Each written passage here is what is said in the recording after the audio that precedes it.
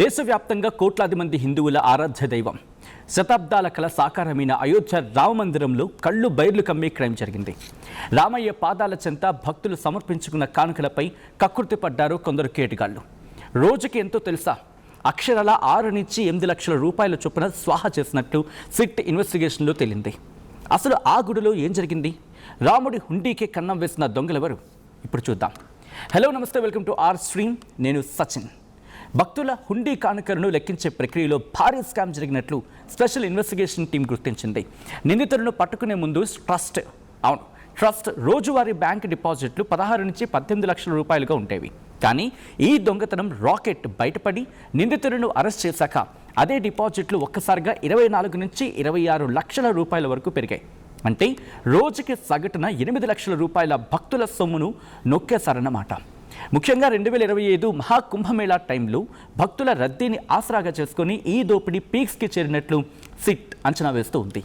ఈ దొంగతనానికి పాల్పడింది ఎవరో కాదు, విరాళాల లెక్కింపు కోసం ఒక ఏజెన్సీ ద్వారా నియమితులైన సిబ్బంది. అవినాష్ శుక్లా అనే వ్యక్తి ఈ ముఠాకు కింగ్ పిన్. డబ్బులు లెక్కించే టైంలో సీసీటీవీ కెమెరాలను పక్కకు తిప్పడం, నోట్ల కట్టలను జేబుల్లో సాక్స్లో దాచుకొని వాటిని టాయిలెట్లలో దాచి ఆ తర్వాత బయటకు తరలించేవారని సీసీటీవీ విజువల్స్ ఆధారంగా సిట్ కనిపెట్టింది. ఈ కేటుగాళ్ల నెల జీతం కేవలం 14 నుంచి 15 వేల రూపాయలు. కానీ వీళ్ళు కొన్నేళ్లలోనే లగ్జరీ ఎస్యూవీ కార్లు, ఎకరాల కొద్దీ భూములు, ఖరీదైన ఇల్లు కొనేశారు. బ్యాంకుల్లో లక్షలాది రూపాయలు డిపాజిట్ చేశారు. కేవలం 15,000 జీతం వచ్చే వ్యక్తికి ఇన్ని కోట్లు ఎక్కడి నుంచి వచ్చాయి అనే కోణంలో నిఘా వర్గాలు ఫోకస్ చేశాయి. దీంతో ఈ గుట్టు రట్టయింది. ఆలయ ట్రస్టులోని కొందరు పెద్దల అండదండలతోనే వీళ్లు ఇంతకాలం రెచ్చిపోయినట్లు ఆరోపణలు వస్తూ ఉన్నాయి.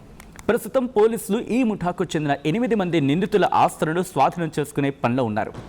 రాముడి సొమ్మును తిన్న ఈ రాబందులను వదిలిపెట్టేది లేదంటున్నారు ముఖ్యమంత్రి యోగి ఆదిత్యనాథ్. ఈ నేపథ్యంలో ఆయన కొన్ని కీలక వ్యాఖ్యలు చేశారు. ఆయన ఏమంటున్నారో చూద్దాం ఇప్పుడు.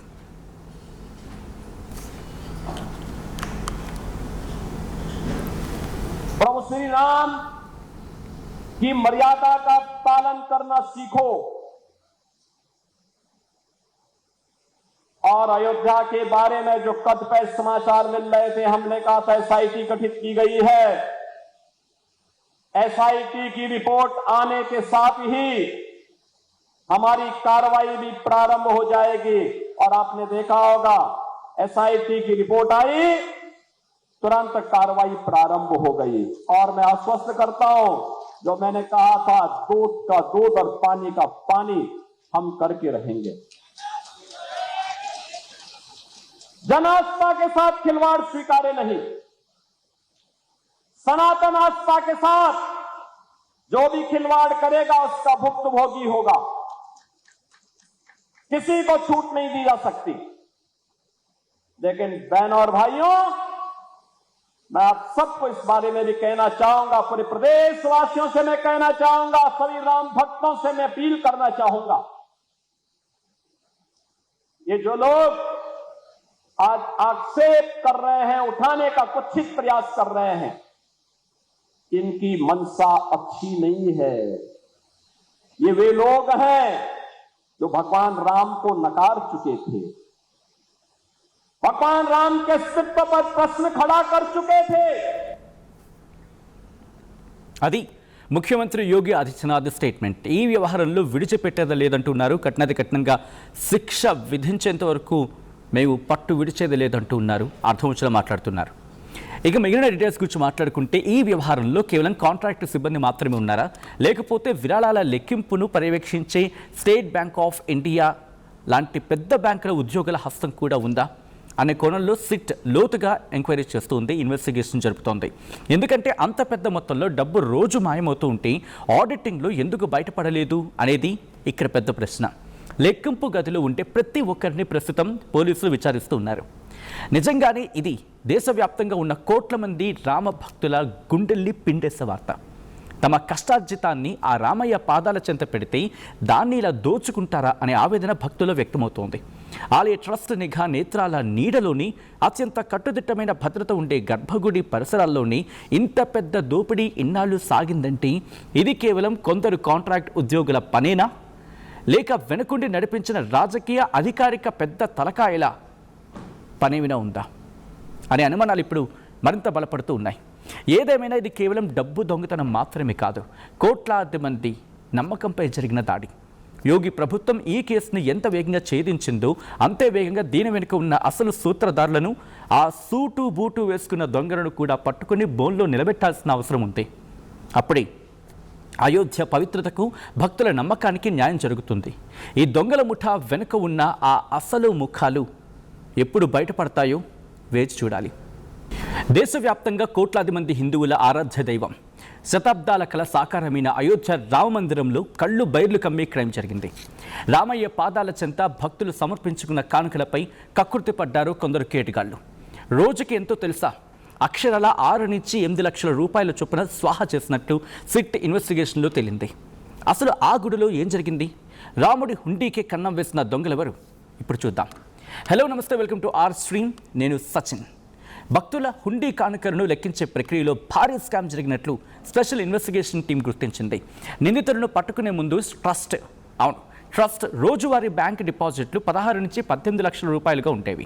కానీ ఈ దొంగతనం రాకెట్ బయటపడి నిందితులను అరెస్ట్ చేశాక అదే డిపాజిట్లు ఒక్కసారిగా 24 నుంచి 26 లక్షల రూపాయల వరకు పెరిగాయి.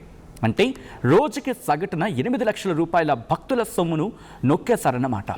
ముఖ్యంగా 2025 మహాకుంభమేళా టైంలో భక్తుల రద్దీని ఆసరాగా చేసుకుని ఈ దోపిడీ పీక్స్కి చేరినట్లు సిట్ అంచనా వేస్తూ ఉంది. ఈ దొంగతనానికి పాల్పడింది ఎవరో కాదు, విరాళాల లెక్కింపు కోసం ఒక ఏజెన్సీ ద్వారా నియమితులైన సిబ్బంది. అవినాష్ శుక్లా అనే వ్యక్తి ఈ ముఠాకు కింగ్ పిన్. డబ్బులు లెక్కించే టైంలో సీసీటీవీ కెమెరాలను పక్కకు తిప్పడం, నోట్ల కట్టలను జేబుల్లో, సాక్స్లో దాచుకొని వాటిని టాయిలెట్లలో దాచి ఆ తర్వాత బయటకు తరలించేవారని సీసీటీవీ విజువల్స్ ఆధారంగా సిట్ కనిపెట్టింది. ఈ కేటుగాళ్ల నెల జీతం కేవలం 14 నుంచి 15 వేల రూపాయలు. కానీ వీళ్ళు కొన్నేళ్లలోనే లగ్జరీ ఎస్యూవీ కార్లు, ఎకరాల కొద్దీ భూములు, ఖరీదైన ఇల్లు కొనేశారు. బ్యాంకుల్లో లక్షలాది రూపాయలు డిపాజిట్ చేశారు. కేవలం 15,000 జీతం వచ్చే వ్యక్తికి ఇన్ని కోట్లు ఎక్కడి నుంచి వచ్చాయి అనే కోణంలో నిఘా వర్గాలు ఫోకస్ చేశాయి. దీంతో ఈ గుట్టు రట్టయింది. ఆలయ ట్రస్టులోని కొందరు పెద్దల అండదండలతోనే వీళ్లు ఇంతకాలం రెచ్చిపోయినట్లు ఆరోపణలు వస్తూ ఉన్నాయి. ప్రస్తుతం పోలీసులు ఈ ముఠాకు చెందిన 8 మంది నిందితుల ఆస్తులను స్వాధీనం చేసుకునే పనిలో ఉన్నారు. రాముడి సొమ్మును తిన్న ఈ రాబందులను వదిలిపెట్టేది లేదంటున్నారు ముఖ్యమంత్రి యోగి ఆదిత్యనాథ్. ఈ నేపథ్యంలో ఆయన కొన్ని కీలక వ్యాఖ్యలు చేశారు. ఆయన ఏమంటున్నారో చూద్దాం ఇప్పుడు.